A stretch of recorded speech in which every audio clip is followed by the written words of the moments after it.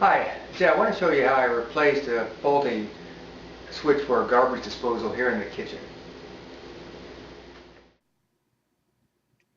Well, of course, the first thing you want to do is always turn off the circuit breaker before removing the switch plate.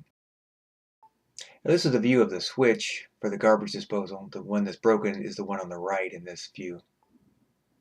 What you want to do at this point is unscrew the screw at the very top and the bottom of the switch and then slowly remove it from the junction box. When you remove the switch, move it out a little ways and then you can unscrew the ground wire, which is on the top left on the switch as well. You can see it in the picture there. Yeah, in my particular case, this switch had the wires embedded in the back rather than in the screws to the side.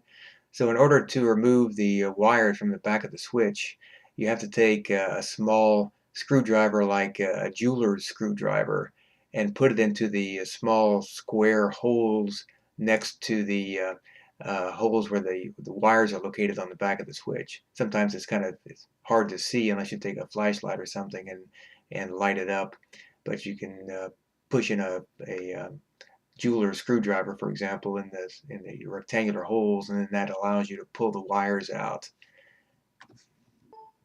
If the wires aren't embedded in the back of the switch, then they're just connected to the screws on the side, so then you just unscrew the screws and remove the wires that way. Here's a view of the back of the switch.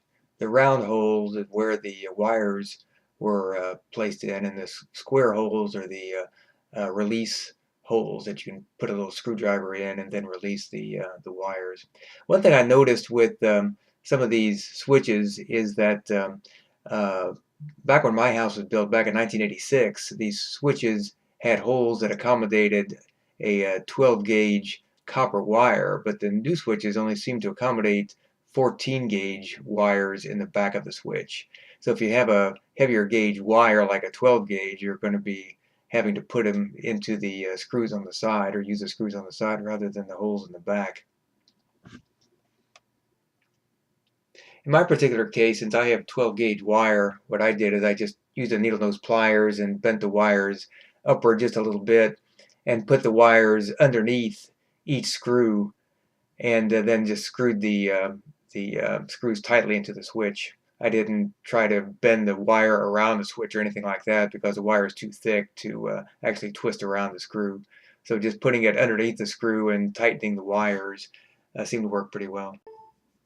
And of course, don't forget to replace the ground wire up on the upper left-hand corner screw as well.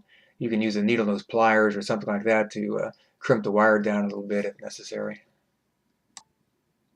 And here's a view of the installed switch with the two wires connected under the screws on the right side and the ground wire connected on the left, which you can't see too well. And then of course you just connect the switch back into the utility box with the screws on top and bottom. And of course the last thing you do is put a switch plate on the junction box, screw it in, and turn the circuit breaker back on again, and then turn the switch on and make sure it all works. This switch was a 15 amp, 120 volt AC switch, similar to the light switch which is next to it.